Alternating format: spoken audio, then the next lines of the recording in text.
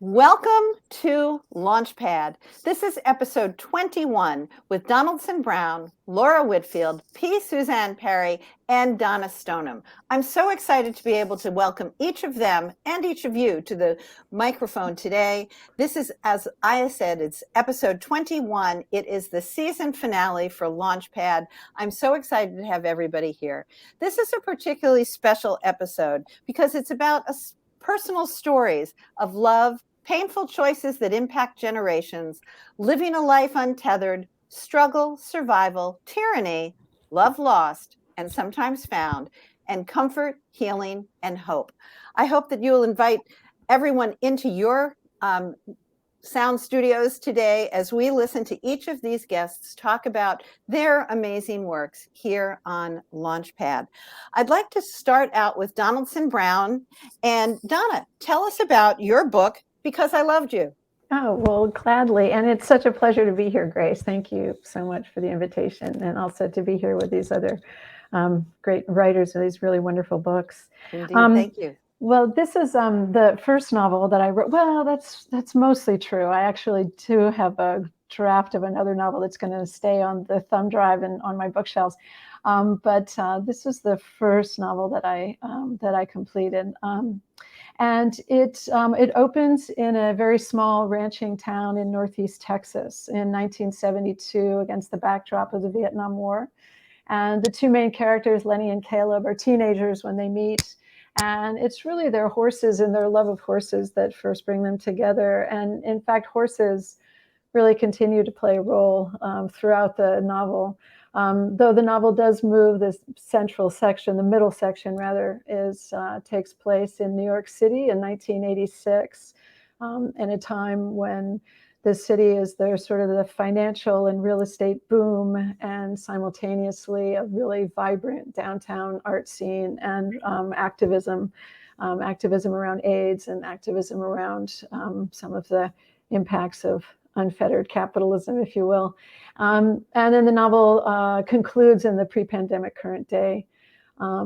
As you sort of alluded to in the introduction, it's really a story kind of about first love and about dreams followed and dreams not followed or deferred, and a bit of a family saga as well, and kind of the impact of a secret that is held initially with the intention of protecting someone, and how that kind of reverberated really through several generations of one of the families. So it was really great fun and great challenge, but great fun to write, and I'm really pleased to have it out in the world, although it was scary to let them out in the world. So. It is indeed, and I look forward to learning more about Because I Loved You as we go through today's episode. We are going to be joined by Suzanne Parry, who's also written a novel called Lost Souls of Leningrad, and we're having technical difficulties on her end, so hopefully she will be able to join us. And if you're joining us live, first of all, thank you. Please feel free to make comments, ask questions of our guests today. We'd love you to be part of this episode, because Mary Helen Sheriff, the author marketing coach, and I absolutely adore having both our guests and our listeners here at the Launchpad. We have some comments from our listeners today, so thank you and good afternoon and hello to them. I would like to switch now to Laura, from historical fiction to a memoir. Tell us about Untethered. Yeah. Hi, Grace. Thank you for having me today. Thanks I'm really pleased to be here. This is my coming of age memoir, Untethered. And it begins with the loss of my extraordinary brother, Lawrence, when he was 23. I was 14 at the time. He had gone to the University of Edinburgh to study Blake and joined the mountain climbing club, and he fell 1,000 feet to his death. And he had been my everything. And when I lost him, I lost my way. And the night he died, I had an epiphany, and I told my aunt that life is short. You have to dream big and take risks. And that was way beyond my understanding, but I began to do just that. So that fall, I came to faith, and my mom went into a very deep depression for 5 years. And several years later, after graduating from high school, I moved to North Carolina's Outer Banks to live with our middle brother, Horace. And there I met a handsome DJ named Steve the Dream, and I fell in love and decided that I would drop out of college and stay at the beach with him. And almost to the day, he told me that he was moving to New York City to be a fashion model. So I reluctantly went back to college for a year, started modeling, and then a year later, I followed him to New York City, disco era New York, 1976. So Untethered takes us to New York and just talks about how I was there and waited tables and in failed relationships. I lost my way again. And so Untethered is really about losing my way, embracing faith, overcoming shame, and learning that taking risk and failing can sometimes lead to a bigger life than you ever imagined. Oh, I couldn't agree with you more on your closing statement. Very happy that Suzanne Parry has joined us. We'll get to her in just a moment, but Suzanne, thank you for being with us.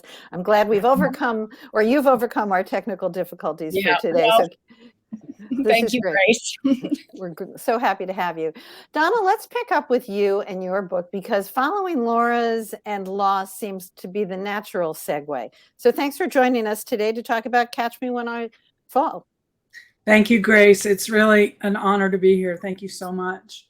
Thank you. So Catch Me When I Fall is a poetic memoir, and it's a love song to my mother, who passed away 5 years ago. And it's really a chronicle of my grief journey and of how she actually became my teacher from the other side and my guide through my grief and processing that. So it's the book is poetry and then letters that I wrote to my mother after her death, as well as some of her responses back to me in terms of how to navigate my grief. And my mother and I had a really challenging relationship, and in the last few years of her life, we were able to heal that. And so when I lost her, I was devastated because I finally found the mother I always wanted, and then she was gone. But then I came to understand through a million miracles and amazing experiences that, just because someone dies doesn't mean they're gone. It just means the relationship can shift form. And so that's what this book is really about, is the new form of our relationship and what's available to us if we keep our hearts and minds open. And also a family saga in some ways, to pick up on Donnaldson's theme. Yes. Suzanne, you talk about in your book, Lost Souls of Leningrad, also family struggles and survival. Tell us about your book. Yes, I'd love to. And thank you for having me. So Lost Souls of Leningrad is my novel. It's a World War II historical novel set in the former Soviet Union. It is based on the actual events, something called the Siege of Leningrad. In 1941, Nazi Germany invaded the Soviet Union and quickly surrounded the city of Leningrad. Hitler had determined to starve the population to death, and actually did succeed in killing about a third, about 1 million of the 3 million civilians in the city. The siege was a 2.5-year siege, so a very long, one of these truly horrific tragedies that happen in every war, but this one a little larger in terms of the civilian cost.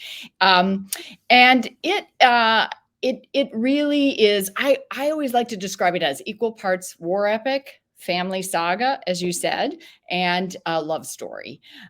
So it is, at the heart of the story is a widowed violinist named Sofia Karavaeva and her teenage granddaughter. And they are trapped in the city when the Nazis pull the noose tight, the two of them. Sophia is a lifelong resident of Leningrad.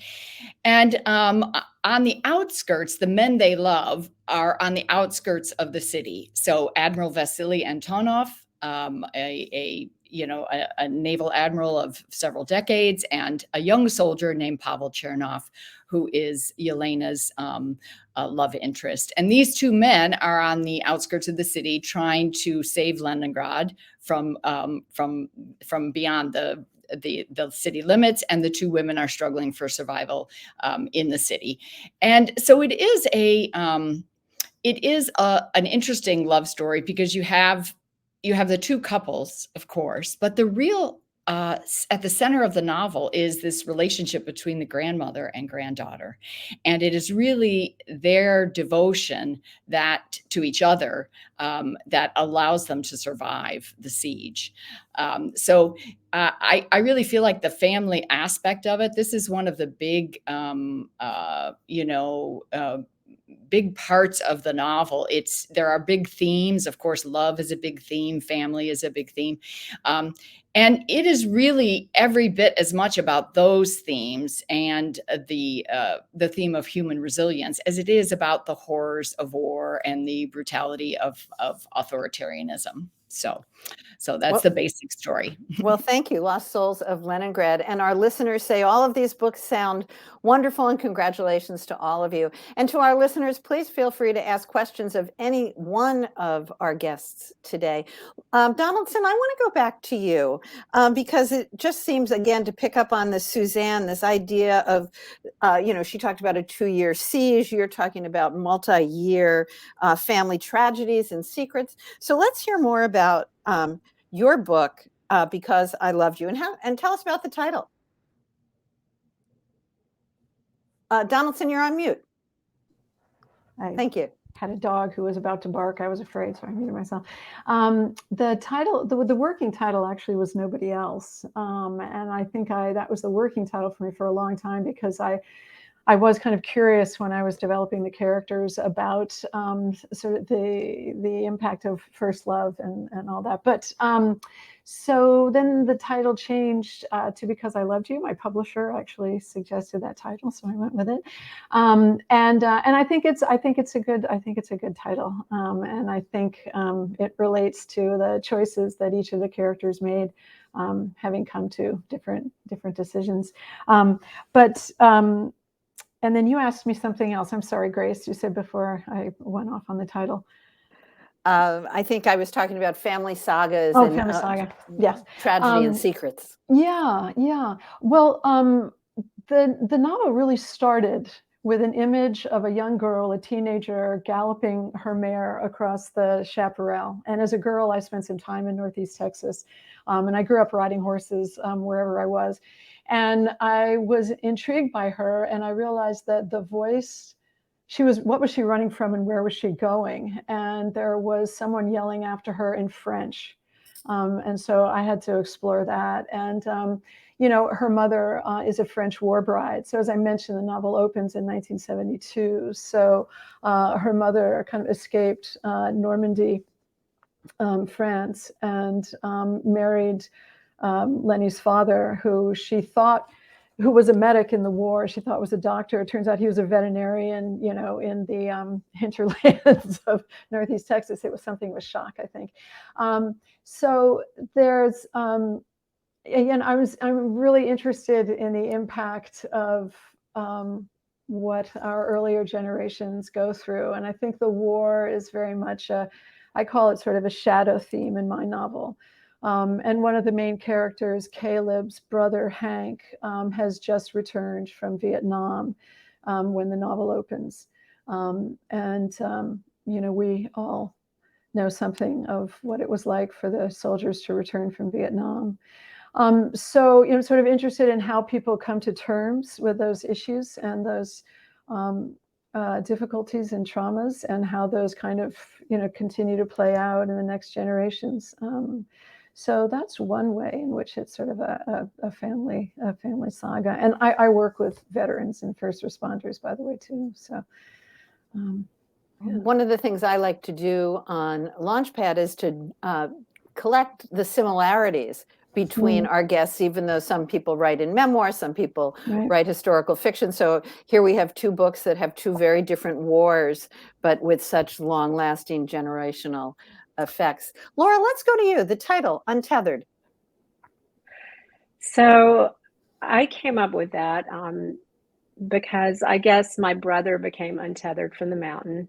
And as I was writing that first chapter, I thought about that a lot. And my book actually opens with me 20 years down the road, driving down a highway and finding a sign that said lane ends in 1,500 feet and thinking, or 2,000 feet, and thinking about that's how my brother fell half that far, and what was he thinking about? So untethered was sort of on my mind as I began the book. But then there was also a scene much later in the book when my mom is being hospitalized for a very severe depression, and I go in to see her. And I remember when I wrote that scene, it was such a horrific thing to see my mom in a locked psychiatric ward. And I remember when I wrote it, I went into the room and I wanted to stay with her and just hold her, but then the other part of me just wanted to leave as soon as I could because it was just so painful. And I talk in there about how my heart was tethered to her. And like Donna, I had for very much of my life had a fraught relationship with my mom. And in the end, because she had cancer, we also got very close and healed a lot.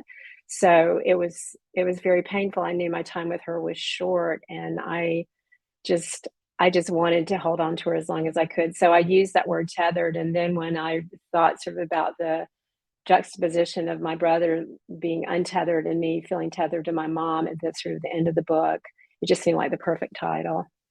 And my title was changed to Donnaldson. In fact, I'd already gone to my ARCs, and the sales team said, well, you should change the subtitle. So I'm really glad I did.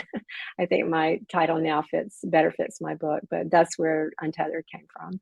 Well, thank you. And thanks for the insight for that too. I've read your book, as you know, and I missed the more dramatic of the loss of your brother being untethered.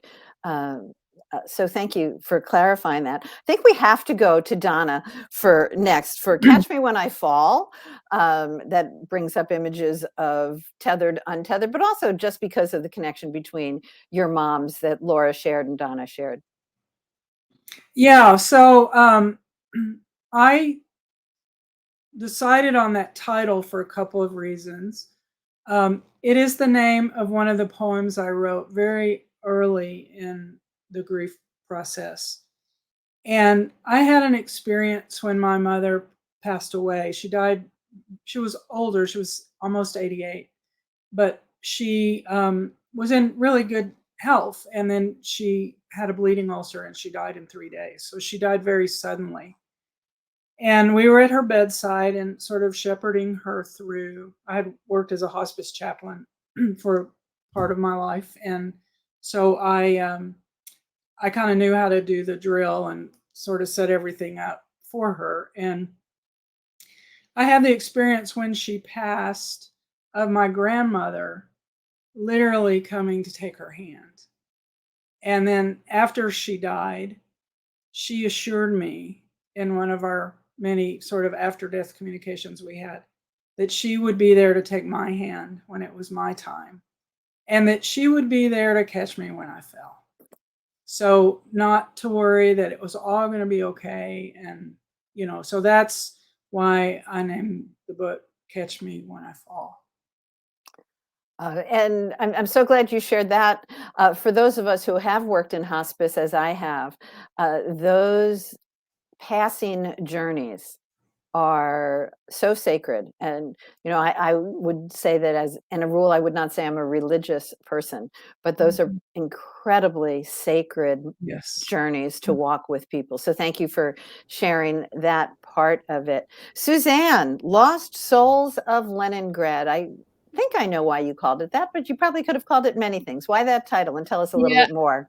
Yeah, I had a whole lot of different working titles, and one could say Lost Souls of Leningrad is pretty on the nose, but because so many people were lost, and even those who survived were lost.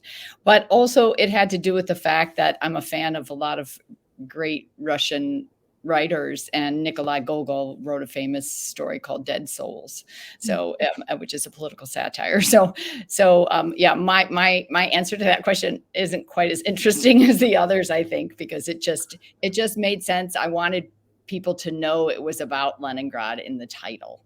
I did really want that.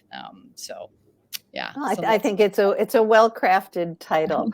Let's talk a little bit about our craft as writers.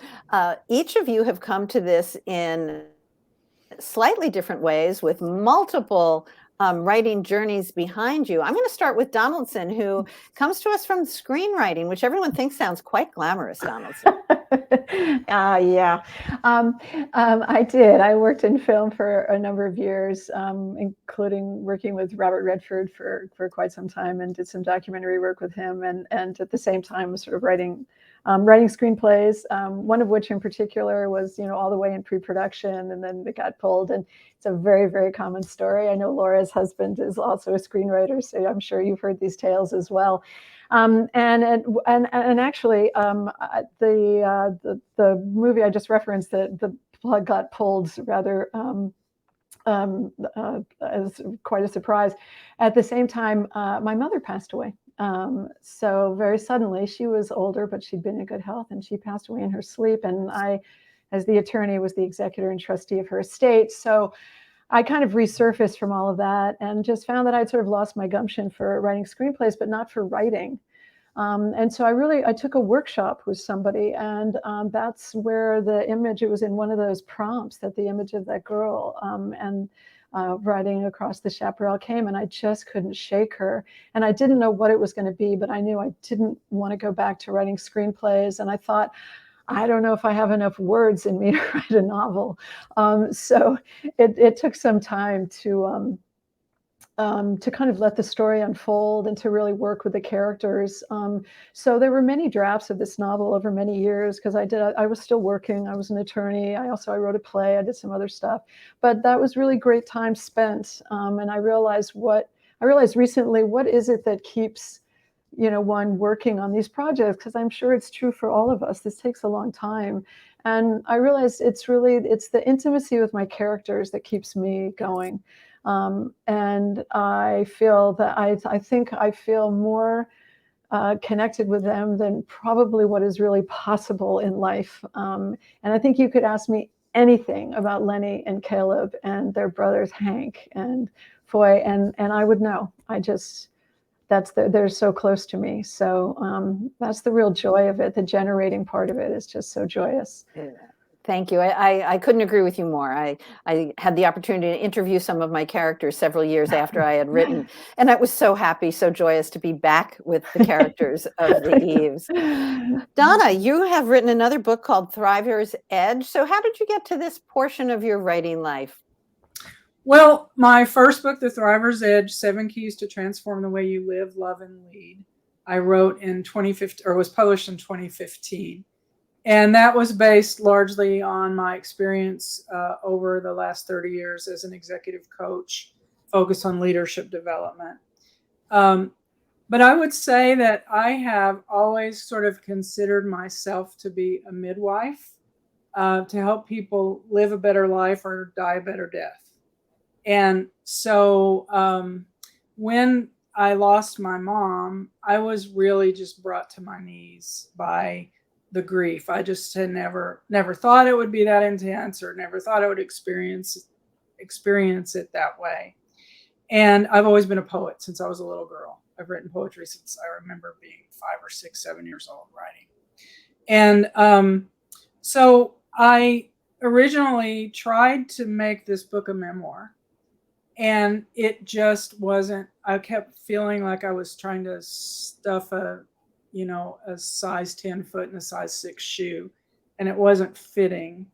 And so, just like with The Thriver's Edge, which was kind of very intuitive and just came to me, I was like, it's the poetry speaks, and you just need to give the context through the letters of what was actually happening.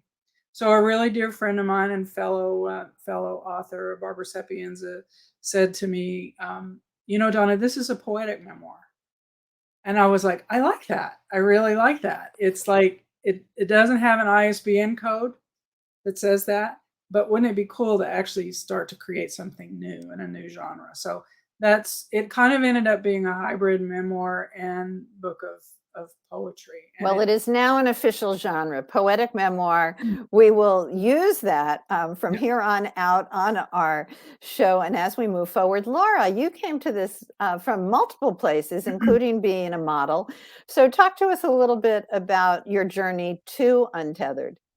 Oh, thank you. I've been writing. I wrote my first poem at 10. My dad was a journalist. He was a newspaper editor for 40 years and was a stringer for Time magazine. So I grew up with a typewriter on our kitchen table. And I wrote poems in high school and was published a little bit. But I started writing professionally in my late 20s. I was an advertising copywriter for 8 years. Then I went on to do PR for a couple of nonprofits, and I had a newspaper column for 2 years in our local newspaper. I did a lot of PR, and I was a staff writer for an international relief organization for a few years. So I had a wide portfolio of writing, but I'd always wanted to write a book. And so now my dream has come true. And when I finally ended up, I had a little stint of teaching kindergarten for 15 years, which, that'll prepare you for about anything. But anyway, once my husband and I got married in 2015, I started writing full time and started working on this memoir. And I'm dying to write a novel. And hearing Donnaldson talk about her characters, you just set another fire under me. So, but anyway, I'm currently working on a second memoir. But yeah, I love writing books, and I hope to keep doing it forever. So. Thank you, Laura. And one of our listeners is saying that they love how Donnaldson talked about the intimacy she has with her characters. Now, Suzanne, you come to us in an unexpected way to me through the Department of Defense, which I love because my husband was also with DOD. But writing a book was actually on your bucket list? Well, that goes way back. So I was a student in the former Soviet Union for a semester in Moscow, where I got my first real exposure to Soviet culture. I was a Russian language major in college. And when I came back from that trip, I actually made a list. This really tells you a lot about the kind of person I am, but I made a list about things I wanted to accomplish in life. And I really can only recall a few of them. But when I got back from that trip, I wrote it, and I remember the last item was write a book. Well, 40 years later, and actually more than that, about 40 years, a little under 40 years later, my life had just gone through a lot of changes, and it was the right time for me to do something that I really wanted to do. And it was also it was in 2016 with all of the election trauma and things. So that was also, I think, a part of the impetus for me, because I wanted to write something that would contribute to public awareness of the difference between democracy and authoritarianism. And for me, using my knowledge of the former Soviet Union from years ago and my experience with culture, and yes, I was in the 1980s an arms control negotiator at the Pentagon, and I sat across the table from Soviet generals and Soviet ambassadors and that kind of thing. So I'd interacted with the Russian people at several different levels, and I think that gave me just a really good background to write something about Soviet history. And just one more thing, and I know I'm going on a bit too long, but when I was a student in Moscow, we went to Leningrad, where I first saw the largest memorial cemetery there. And there are 500,000 unknowns buried in this cemetery. And at 21 years old, it hit me so powerfully that I always carried it. So when I decided to write a book, I knew immediately what I wanted to write about. So. Well, I'm so glad each of you wrote the books that you wrote, whether it took 40 years on a bucket list or not. We literally have just minutes, so I'm going to do a very quick, what is it you hope how do you hope your book will impact your readers? Laura? I hope that it takes a lot of courage to write your own story, and I've had a lot of women tell me that because I had the courage to write mine, that it's given them courage to tell their own stories. So that is the thing I've hoped most for, and it's actually happening, and it makes me really happy. Wonderful. Donna? I hope that my book reaches people who are experiencing grief and gives them hope in the possibility of relationships being able to continue even after death. Wonderful. Suzanne?